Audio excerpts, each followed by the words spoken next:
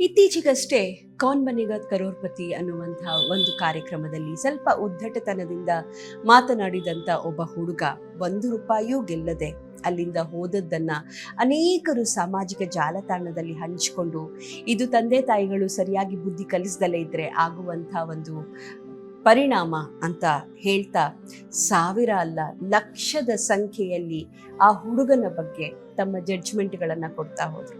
ಖಂಡಿತ ಇದು ಬ್ಯಾಡ್ ಪೇರೆಂಟಿಂಗ್ ಆಗಿರಬಹುದು ಅಥವಾ ಆ ಹುಡುಗ ಉದ್ದಟತನದಿಂದ ಮಾತನಾಡಿರಬಹುದು, ಇಲ್ಲ ಅಂತ ನಾನು ಹೇಳೋದಿಲ್ಲ. ಆದರೆ ಒಂದು ತಪ್ಪಿಗೆ ನಾವು ಅದೆಷ್ಟು ಲಕ್ಷಾಂತರ ಅಭಿಪ್ರಾಯಗಳನ್ನು ಸಾಮಾಜಿಕ ಜಾಲತಾಣದಲ್ಲಿ ಹೇರ್ತಾ ಹೋಗ್ತೀವಿ ಅಂತಾದರೆ ಅದು ಮುಂದೆ ಆ ಮಗುವಿಗೆ ತನ್ನನ್ನು ತಾನು ಸರಿಪಡಿಸ್ಕೊಳ್ಳೋದಕ್ಕೂ ಕೂಡ ಅವಕಾಶ ಕೊಡದ ಹಾಗೆ ಶಾಲೆಯಲ್ಲಿ ಅಥವಾ ತಾನಿರುವ ಜಾಗದಲ್ಲಿ ನಿರಂತರವಾಗಿ ತನ್ನ ಸ್ನೇಹಿತರು ಮತ್ತು ಜನರು ಆ ಮಗುವನ್ನು ಹೀಯಾಳಿಸ್ತಾ ಆ ಮಗುವಿಗೆ ತನ್ನ ಜೀವನದಲ್ಲಿ ಮತ್ತೆ ವಾಪಸ್ ಸರಿಯಾದ ದಾರಿಯಲ್ಲಿ ನಡೆಯೋದಕ್ಕೆ ಅವಕಾಶನೇ ಇಲ್ಲದೆ ಹಾಗೆ ನಾವು ಮಾಡ್ತಾ ಇರ್ತೇವೆ. ಅನೇಕರು ಅಂದರೆ ಸೈಕಾಲಜಿಸ್ಟ್ಗಳು ಇದು ಅಟೆನ್ಷನ್ ಡಿಸಾರ್ಡರ್ ಇರಬಹುದು, ಇಂಥ ಮಕ್ಕಳು ಈ ರೀತಿ ಪ್ರತಿಸ್ಪಂದಿಸ್ಬೋದು ಅಂತ ಹೇಳ್ತಾರೆ.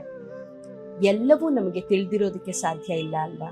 ಆದ್ದರಿಂದ ಮತ್ತೊಬ್ಬರನ್ನ ಕಡೆಗಣಿಸುವ ಮುಂಚೆ, ಮತ್ತೊಬ್ಬರ ಬಗ್ಗೆ ಅಭಿಪ್ರಾಯಗಳನ್ನು ಮೂಡಿಸ್ಕೊಳ್ಳೋದಕ್ಕೆ ಮುಂಚೆ ಅದರ ಎಕ್ಸ್ಪರ್ಟ್ಸ್ ಏನು ಹೇಳ್ತಾರೆ ಅಂತ ಕೇಳೋದ, ಎಲ್ಲದಕ್ಕೂ ಕೂಡ ನಾವೇ ಜಡ್ಜ್ಮೆಂಟ್ ಕೊಡೋದು ಎಷ್ಟು ಸರಿ?